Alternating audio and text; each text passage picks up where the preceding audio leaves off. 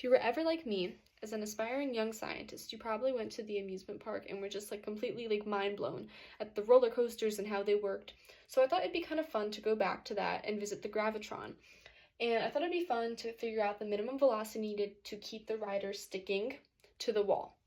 Now, we already have some other numbers here that we're going to use to find. We have the radius, the mass, the gravitational field strength, and the coefficient of static friction. But first, I think it's always wise to draw a free body diagram. We're going to have three forces on this. We have the gravitational force, we have the friction force, which is going to be static because we want our rider to be stationary, not in motion. And we're also going to have the normal force pushing perpendicular to the gravitational force because the gravitron is pushing on the rider. So it's always a good idea I like to do is expand Newton's laws in both directions. So I'm going to start out with y. Now, because I want the rider to be stationary, I want no acceleration in the y direction. So I'm just going to write out the friction force minus the gravitational force equals m, and then acceleration in the y direction. And that's going to equal 0. So we're going to set the friction force equal to the gravitational force.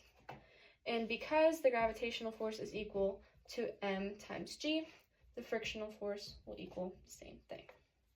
Now, in the other direction, in the x direction, or in this case, the centripetal force, which is going to be the normal force, we're going to do the centripetal force times mass equals mass times the centripetal acceleration. Now that's going to be Fn equals mass times centripetal acceleration. And here we have centripetal acceleration equals velocity squared over r,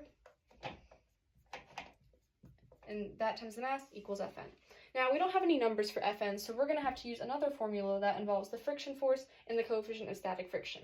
Now, just rearranging this, we get the friction force over the coefficient of static friction equals mass times the velocity squared over r. Now, we have the friction force, which equals mg. So we can write that here, mg over the coefficient of static friction equals mv squared over r. We can cross out m, and we're left with g over the coefficient of static friction equals v squared over r. Do some simple algebra. You're going to get g times r over the coefficient of static friction. Take the square root of that. It's going to give you your velocity.